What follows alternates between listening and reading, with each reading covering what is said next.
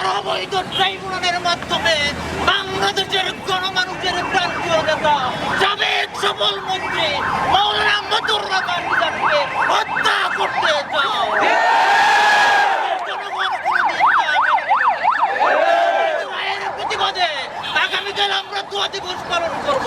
শনিবার আবার রাজপথে বিক্ষোভ করব। রবিবার সকাল থেকে সোমবার সকাল পর্যন্ত সর্বাত্মক হরতাল পালন করা হবে।